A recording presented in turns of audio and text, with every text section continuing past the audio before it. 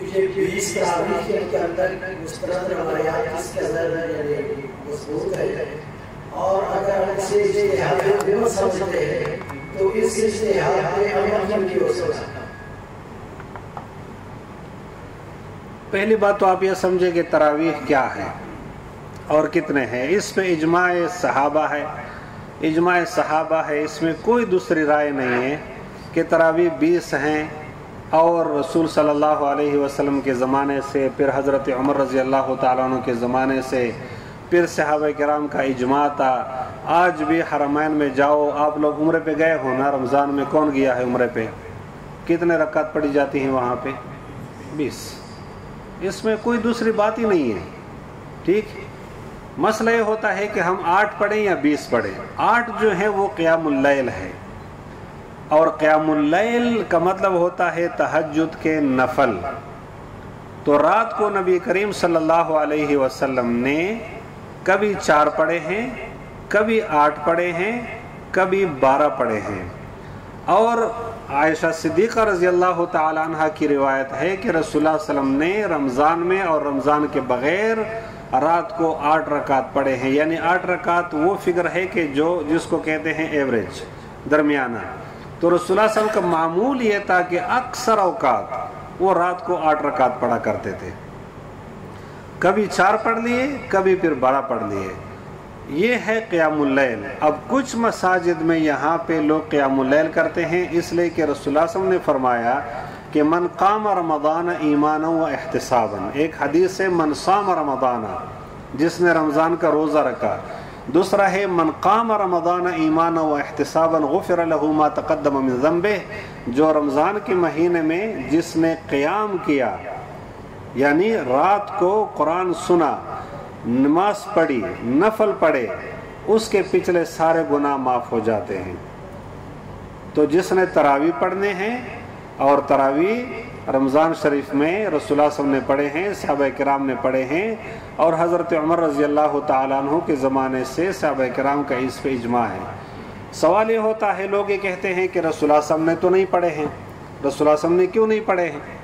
رسول اللہ صلی اللہ علیہ وسلم نے ایک رات تراویح پڑھے، دوسری رات پڑھائے، تیسری رات پڑھائے، اور چوتھی رات میں مدینہ منورہ کا بچہ عورت مرد سب مسجد کا چاکچ بھرا ہوا تھا. رسول اللہ صلی اللہ علیہ وسلم نہیں نکلے. آخر لوگوں نے اس طرح مطلب اشارے دینے شروع کر دیے کہ لیٹ ہو گئے، ہم تو انتظار کر رہے ہیں. تو حضور علیہ الصلوۃ والسلام نے فرمایا کہ اگر آج بھی میں نے پڑھا لیے تو یہ تم پہ فرض ہو جائیں گے، اس لیے کہ ہمارا یہ عمل اللہ کو بہت زیادہ پسند آیا ہے، اور اگر یہ تم پہ فرض ہو جائیں گے تو پھر میری امت پہ یہ بات بہت مشکل ہو جائے گی، لوگ نہیں کر سکیں گے، اس لیے آج میں نے نہیں پڑھا. نہیں، لیکن ایک عمل ہوا تو صحابہ کرام نے اس کے بعد ہر بندہ خود پڑھ رہا تھا، 2 3 مل کے پڑھ رہے تھے. پھر ابو بکر صدیق رضی اللہ تعالیٰ عنہ کے زمانے میں بھی لوگ انفرادی طور پہ پڑھ رہے تھے. حضرت عمر رضی اللہ تعالیٰ عنہ نے پھر یہ کیا کہ آپ اکیلے کیوں پڑھ رہے ہو؟ اس لیے ایک امام کے پیچھے سب کو جمع کر دیا اور کہا کہ یہ اکٹھے پڑھ لیا کرو.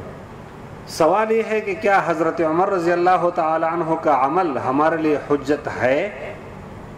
ہاں، حضور نے فرمایا علیکم بسنتی و سنت الخلفاء الراشدین.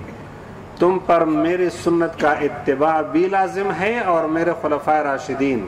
خلفاء راشدین کتنے ہیں؟ 4. خلفاء راشدین کا جو سنت ہے وہ بھی تم پر اس کا اتباع کرنا لازم ہے.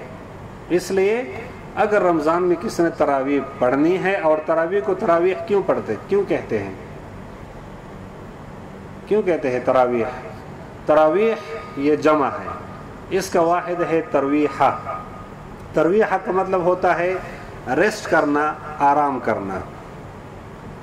طریقہ کار یہ تھا کہ 4 رکعت پڑھنے کے بعد لوگ بیٹھ جاتے آرام کرنے کے لیے، اس لیے کہ 4 رکعت لمبی رکعتیں پڑھ لی تو تھک جاتے تھے. پھر 4 رکعت پڑھ لیے، پھر اس کے بعد یہ تسبیح یہاں پہ سبحان ذی الملک والملکوت، سبحان ذی العزت والعظمت والکبریاء والجبروت، یہ تسبیحات تراویح کے ہیں. اور ہم نے دیکھا ہے پاکستان میں، ہندوستان میں پرانے زمانے سے یہاں تک کہ جو لوگ 8 رکعت پڑھتے ہیں وہ بھی 4 رکعت کے بعد باقاعدہ تو درس ہوتا ہے یا تو 5-10 منٹ کا وقفہ ہوتا ہے، اس لیے کہ 20 رکعت آپ نے پڑھنے ہیں تو 20 رکعت مسلسل پڑھنا مشکل ہوتا ہے۔ لیکن ابھی تو جس طرح کہ مفتی صاحب نے کہا کہ افسوس کی بات یہ ہے کہ نہ تو ہمارے 20 رہ گئے اور نہ تو ہمارا استراحہ باقی رہا، نہ کوئی ریسٹ لیتا ہے اور نہ 20 پڑھتا ہے۔ اور افسوس کی بات یہ بھی میں آپ کو بتا دوں کہ کچھ لوگ وہ صرف کچھ پیسوں کی خاطر یا مالی فائدہ حاصل کرنے کے لیے فٹ پاتھوں پہ، میدانوں میں، مسجدوں کے باہر، اپنے دیروں میں، جہاں پہ کوئی میدان دے گا اور سپیڈ لگا کے یہ کوشش کرتے ہیں کہ 10 منٹ میں 20 رکعت ختم کر لوں۔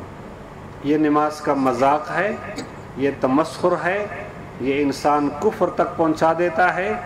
اس لیے کہ جب آپ قرآن ایسا پڑھتے ہیں کہ قرآن کے حروف کا پتہ نہ چلے، قومہ، جلسہ، رکوع، سجدے کا پتہ نہ چلے، تو یہ عبادت نہیں بلکہ یہ گناہ کبیرہ میں آتا ہے۔